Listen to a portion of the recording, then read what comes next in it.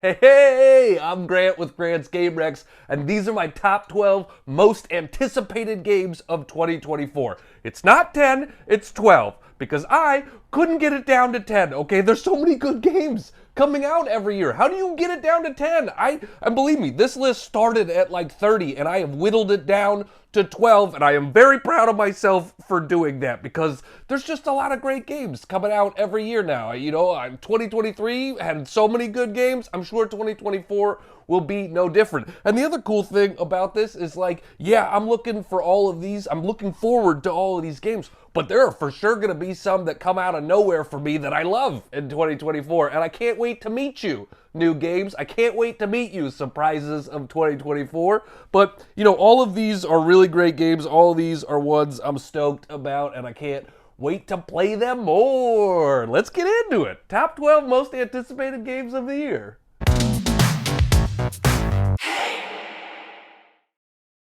Number 12 is Evil Corp from La Boîte de Jeux and Hachette Games.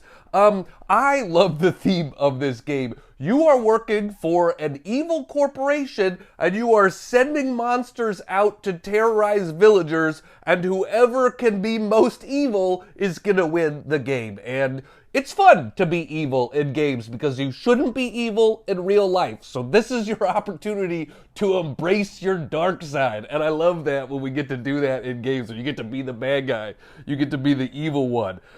There's also, I like that this is either a head-to-head game or a 2v2 game, and I like team games that aren't just silly party games. There's a lot of classic team party games, but I enjoy games where I can play with a teammate in a more strategic sense, and Evil Corp allows me to do that. I don't find that there are that many good games that are strategic that are also team-based, and still fun to play a head-to-head game as well, and if you only have one other player. The other thing I really love is this game involves bag building, and that's one of my favorite mechanisms. You have these monster tiles, and you are playing monster tiles out into these two villages and trying to terrorize them more than your opponent. You will also be buying new tiles and getting better monster tiles that then you'll add to your bag and pull out at some point and use those, those more scary monsters. Those are scarier monsters. And then you'll be deploying them, trying to terrorize the village even more.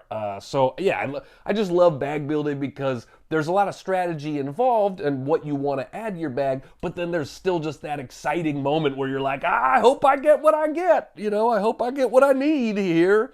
And so, yeah, Evil Corp, I think it's a lighter, medium weight game, or sort of it's on that threshold between light and medium weight game, and that's a threshold I really like as well. So Evil Corp, I'm excited for it.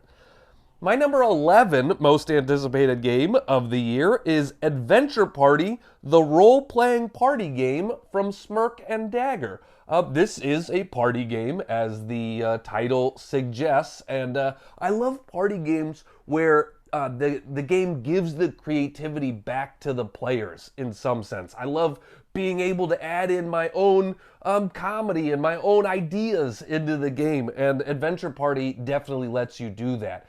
It is a role-playing type of game, but the way the game works is one player will roll a d20 behind a privacy screen. Nobody else knows what they have rolled, and then they have to progress the story forward and describe what happens based on their dice roll. So, if you roll a 1, you just epically failed. Not only did you not climb the tree, you fell down, you broke the whole tree down while you were falling, and you broke your back while you fell. That's an epic fail. Whereas, if you rolled a 20, you not only climbed the tree, but you found treasure hidden at the top of the tree, and you also got a companion that is now your new best friend, and you met your wife at the top of the tree. You did so well. There was so much at the top of that tree.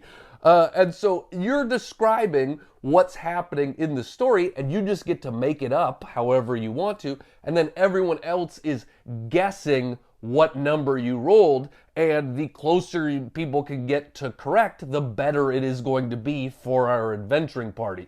This is a cooperative game, and it is a storytelling game, so we want to try to do a good job, progressing the story forward and also guessing what we rolled and stuff. So I think it's just really fun. I love the storytelling aspect. I love the sort of silly nature of the game, and the fact that you get to bring your own creativity and sort of describe it however you want to based on your dice roll.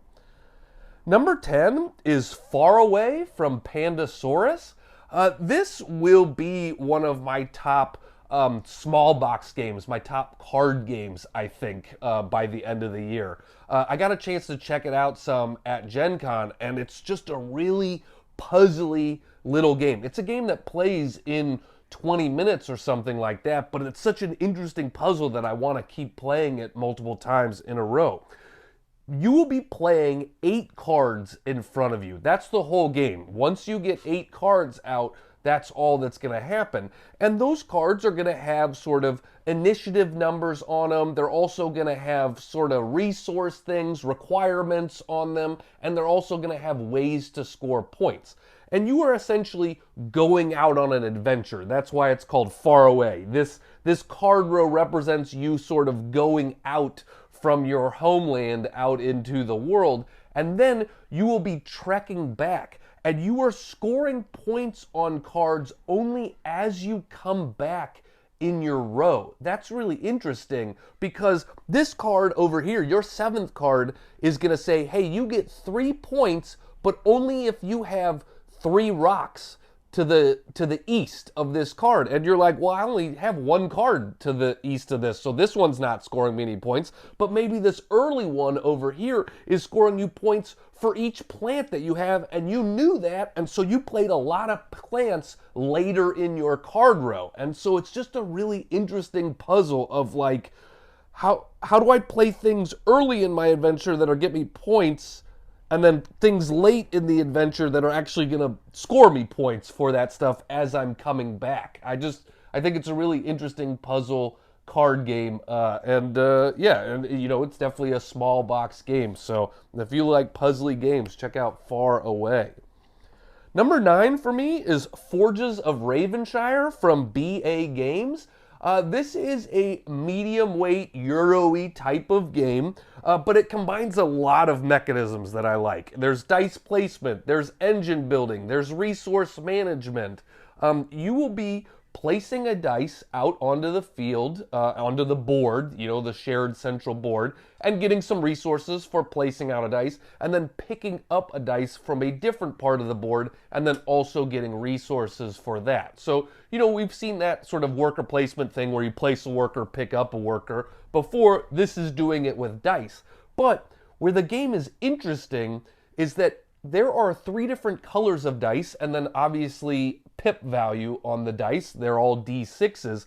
And when you take a dice off the board and put it back into your own player board, both the color and the pip value are going to matter, and they're going to matter at separate times. I'm going to put it into one of my 3 sort of guilds based on the color, and then fire off my engine for that guild. And, you can upgrade all of the stuff in the game, so as I get stronger, I can make my green dice better because I've got a bunch of sort of green upgrades for that guild. And so I'm going to place that dice, fire off that engine, get more resources, get more things. Then all of the dice from your guild area are going to move over and go into your forge area, and now the pip value matters. Now, certain pips are going to activate different things for you. And so when you are placing and pulling a die worker off the board, you have a lot to consider. You're like, does the color matter more to me right now? Does the pip value matter more to me? How am I going to sort of puzzle together my strategy? How am I going to fire off my engine to get the things that I want? And then ultimately you are using a lot of the resources to fulfill contract cards. That's pretty standard. You're going to get points by being able to turn in resources to complete cards. But I just think it's a really interesting puzzle, and I like how the dice are multi-use and they sort of move along your board and do different things. That's Forges of Ravenshire. Number 8 for me is Perch from Inside Up Games. I don't like games that are sometimes mean, but I love games that are all the time mean. Like, what I mean by that is, like, if there are mean aspects to a game, but a lot of the game isn't mean, then it just feels out of place and frustrating. But if the game doubles down on its meanness and you're just being mean to everybody all the time and everybody's being mean to you, well, now I know what I'm in for. Now I know what I've gotten into, and I think that's really fun, you know, when it's just constant screwing each other over. And Perch is that type of game. It is just, you are just constantly screwing over everybody play the game, and I think that's so fun because we all know it's gonna happen, so it's never personal. In Perch, you are placing birds down onto tiles, and only if you have the majority do you get points and activate special abilities on the tiles. And if two people tie, they cancel each other out, and then maybe a third person can swoop in and get the points and the special abilities of a tile, you know? So you really are screwing people over. But the most interesting thing about it is you will always, every turn, you'll get to place a couple birds of your color. But then you also reach into a bag and pull out other random birds, and they might be your color or they might be other players' colors. So you get to place other people's birds as well. So you can screw them not only by placing your own birds, but by also placing their colored birds. You know, you're like, no, you've used my bird against me. How dare you? And I don't know. It's, you know, it's an hour sort of or under game, but there's a lot of strategy. There's a lot of different ways to score points, but it's all about that sort of area majority and screwing each other over. So Perch, yeah, if you don't mind a mean game, Perch does it really well. Number 7 for me is Kelp from Wonderbow Games. This is a 2-player only asymmetric game. One player plays as an octopus and one player plays as a shark. And it's asymmetric both in the way that the two players play the game and asymmetric in the way that the two players win the game. It feels, both roles feel very different in the game. The octopus is essentially trying to stay hidden. They are doing some deck building where they are adding better cards to their deck and then playing cards to move around on the board, to get other things that will help them, to add traps onto the board. And when I say stay hidden, there are essentially these tiles, and the other player, the shark player, can't see what's facing you on the tiles. One of those is you, and other ones are traps and things like that. So you're just trying to sort of move around and stay hidden. Whereas the shark, you are swimming around the board and trying to attack and find and eat the octopus, you know? You are using dice to then be able to place on the board to move yourself more. So again, they both feel, the roles feel very, very different in the game, and that's one of the reasons I want to play it more. I had a chance to play the prototype, and I want to explore the strategy of each of the characters more, because there's some really interesting stuff, and I feel like this is a game where you'll keep discovering more layers of the strategy as you play it more, and then, you know, it's fun to play both sides because they both feel so different and they both have different win conditions. It's a puzzly game, but it plays in an hour or under, so you can sort of play it, switch roles, play it again if you want to. If you're looking for a 2-player only game, Kelp will definitely be one of the best ones of the year. Number 6 for me is Let's Go to Japan from AEG. One, I love the theme of this game. The designer of the game had a trip planned to Japan, and COVID ruined that, and then they were like, oh, okay, well, I still really wanted to go to Japan, so I'm going to make a game about that, and I think that's so relatable. I mean, we all had things that we were looking forward to that 2020 ruined for us, and so I think we can all sort of, you know, relate to that theme. One of the interesting things about the game is you have you're basically building an itinerary, and you'll have different days: Tuesday, Wednesday, Thursday, all that sort of stuff. You get how days work, and you are playing cards into the different days to then build an itinerary, and those cards are going to get you points in certain ways. They're going to have symbols on them. But the most interesting thing, I guess, to me is that it's kind of an engine building game, but it's an engine building game where you only fire off your engine once. You only do it a single time, and that's not typical of engine building games, because essentially at the end of placing all the cards in your itinerary, then you are going to you're going to sort of do your trip after you planned it, and you're going to work your way through the cards, and all of the cards are going to score you points based on where you put other things. Oh, you put this thing in a Monday, and now it combos off of this other stuff, and it gets you a bunch of points. And so there was a real puzzly nature of how to build your itinerary, because you had to be thinking about how it's going to fire off at the end of the game. And so it makes the end of the game, I think it has a really cool arc, because the end of the game is like, oh, this is the epic part of it. Boom, boom, boom, boom, boom, boom. Yeah, I did such a good job puzzling out where I was going to place the cards. I think that's an interesting aspect of the game, where you have an engine, but you only fire that engine off once at the end of the game. That's Let's Go to Japan. Number 5 is Stone Spine Architects from Thunderworks Games. I love card drafting, and Stone Spine Architects at its core is a card drafting game. You are drafting a card, passing around, all that sort of stuff. But with the cards that you have then chosen, that you've selected, you are building a dungeon with those cards. You are putting cards out in front of you, and you're going to sort of build a 4x4 dungeon of cards, and you're going to score points in a lot of different ways. You're trying to get certain symbols in your dungeon. You're trying to create a pathway through your dungeon. You're trying to get different creatures in your dungeon. All of this, there's a lot of different ways to think about what you want and how you're going to score points. And so it's just I think the tableau building of the game is really fun. And it's one of those things, like, I like card drafting because it makes for some hard choices, right? Where you're like, man, I want 3 of these cards and I can only keep 1 of them. Which one am I going to keep? And so I like the puzzly aspect of playing the cards down. It's one where turns are pretty snappy. That's a big thing for me in games. I don't have a lot of patience, so I can't sit there for 5 minutes. And Stone Spine Architects is a snappy game. Draft a card, play a card, pass. Draft a card, play a card, pass. It moves really quickly. So you can play this game in like 30 minutes if you're playing with people that know what they're doing. And if not, it's still going to play in an hour or less. So yeah, if you like card drafting, if you like dungeon building, Stone Spine Architects is a great one.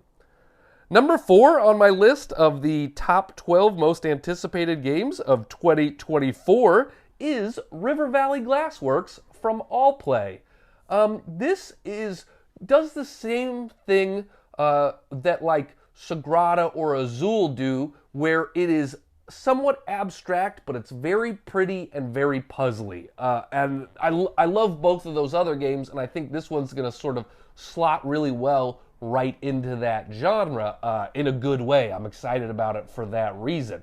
You are drafting these glass pieces from river tiles. There's a number of tiles out there that are forming a river, and you are drafting those pieces and then adding them to your own personal player board.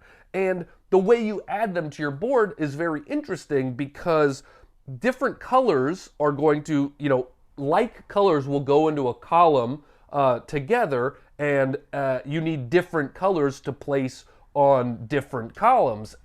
But by the end of the game, you're going to score for getting out further into your columns. You're going to score only for your highest columns, and the columns that are further out are going to score more points, but they might be harder to get. And the glass pieces have a different rarity level to them, and so you're like, do I want to put a really common one here at the beginning, but I'll fill that up really quickly, and then I'm going to score not that many points, or do I want to try to get a rare one out to the side? The other thing that's cool about the game is that when you draft glass pieces, the tile then literally picks up and moves to the back of the row of tiles. And so it's like a river is always flowing. You know, it feels thematic. River Valley Glassworks, and the river keeps flowing, and cards, tiles keep moving as you draft stuff from them. It's a game that plays in 30 minutes or less, but all the little glass pieces are really beautiful, and so the board looks really cool by the end of the game. You got all these pieces. It looks really nice on the table and still has that interesting puzzly nature. This will be like a great family style game where you can kind of teach to anybody, but there's enough strategy and enough interesting choices that it's going to feel weighty enough to come back to, even though it plays very quickly. So River Valley Glassworks, I'm excited for it. Number 3 is The Veil of Eternity from Renegade Game Studios. Renegade, I should mention, is bringing it to the U.S. In the spring. And Veil of Eternity is all about card combos. I love games that have interesting card combos. You're getting these cards, you're drafting these cards, and then you are placing them down, and cards are going to get you, they're going to combo well together. Oh, this gets you this, which then helps with that and all that stuff. So it's fun to figure out really good, powerful combos in the game. It also does some unique things that add restrictions to the game in an interesting way. For instance, you can get these tokens, and those tokens will help you get other cards, but you don't get change for tokens, and you can only have 4 tokens at a time. You can never have more. And so it becomes a hard choice all of the time where you're like, oh man, do I want 4 1s? That's not that good, but if I take that 6, then I'm gonna have to use a 6 for something that doesn't cost 6. I don't know, it creates like a really interesting tension in the game for sure. And you can always sort of discard cards. You could sell a card instead of paying for it and get money, get those tokens for it. And so there's just, I don't know, literally it's just all about card combos. There's not a lot of theme to the Veil of Eternity, but the card comboing is so cool that I don't care. This is another one that's probably going to play in about 45 minutes. So, snappy, strategic game for sure. Number 2 on my list is Gnome Hollow from The Op. This is another game that does that like pretty and puzzly combination really well. You will be doing some tile placement, and you are trying to close these mushroom rings with your tiles. And if you can close the mushroom ring, you're going to gain all of the mushrooms that are sort of visible on that ring. And then eventually you will take those mushrooms to the market and sell them. And the market is going to fluctuate. As things are sold more, they become less valuable. So do you want to try to get there early and sell less mushrooms for more points, or do you want to try to collect more? The same thing with those mushroom rings. You can make a real small one, and that you're going to close it quickly, but you're not going to get that many mushrooms for it. You try to build a big, large one, you're going to get a lot of mushrooms out of it, but it's going to take you a while to do that. So it constantly has that push and pull of decisions of what do you want to do. There's some worker placement in the game too, but this is another one where you're sort of doing one thing on your turn, and so turns are snappy again. You're just boom, boom, boom. You're placing stuff out. Mushrooms. I'm allergic to mushrooms. Not in the game though. Talking about it maybe. And so yeah, I just Gnome Hollow is it's another one where you're gonna play this in probably an hour, but it's that great sort of lighter medium weight game where there's a lot of interesting puzzly choices, but I think this is one I can still teach to my family and bring home to those types of people for sure. Gnome Hollow. And my number 1 game that I'm looking forward to in 2024 is Critter Kitchen from Cardboard Alchemy. I love player interaction in games. I don't play like a lot of multiplayer solitaire games. I want us to be thinking about what each other is going for. I want us to be considering what other people's strategy are. That's fun to me, to try to sort of outsmart my opponents. And Critter Kitchen has so much player interaction. I mean, but it's also not mean player interaction. we are always thinking about what you're doing, but you're not actively really trying to screw over other people because you're more focused on what you need and what you need to get. You are basically behind privacy screens, you are assigning different workers to different tile spots, cards, not tiles, they're cards out on the board, and then we'll reveal, and then we all place our workers out there. And, you know, you have different size workers, so they'll be able to do different stuff, and they get to activate in order. But then you sort of go down the row activating these cards, and so, you know, maybe you went here thinking that you could get some good stuff out of it, but people went before you and took stuff, and now you're out of luck, and you know that you constantly have to be like, okay, what are they going for? I think they're gonna go to that spot, so that means maybe I'll go to the spot before them, but that doesn't have as many resources that I want.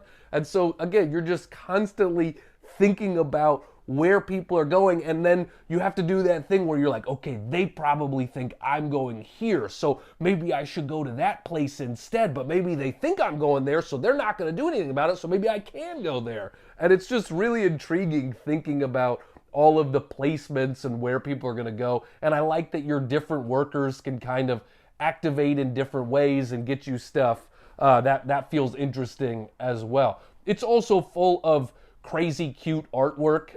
It's the artist from Flamecraft and the publisher behind Flamecraft. So, you know, if you like the look of Flamecraft, I guarantee you will also like the look of Critter Kitchen. It's full of adorable animals, and it's just I'm really excited to play this one. You can probably tell I'm excited to play all of these. Really, they're all like games that I can't wait to get my hands on a copy. I can't wait to play them more. I hope you have some games that you're excited about as well. I mean, there's going to be a lot of good ones this year. So yeah, thanks so much for watching this video. I hope you heard about something you're going to be excited about as well. You're always welcome to check out my Patreon, Grant's Game, patreon.com/GrantsGameRex. Find me on TikTok or Instagram, those places too. I put out a lot of short form content on there. It's just Grant's Game Rex on either of those platforms. So thank you guys so much. I hope I get to play some games with you at a convention. Oh, I should mention, I'm going to be at TantrumCon very soon. I will be at TantrumCon January 25th through 28th, and you can sign up to play some games with me or just say hello there. And then the very next weekend, February 2nd through 4th, I will be at the Level Up Retreat. TantrumCon is in Charlotte, North Carolina, and the Level Up Retreat is in Woodbridge, New Jersey. So I'd love to play games with you there. All right, thanks so much, everybody.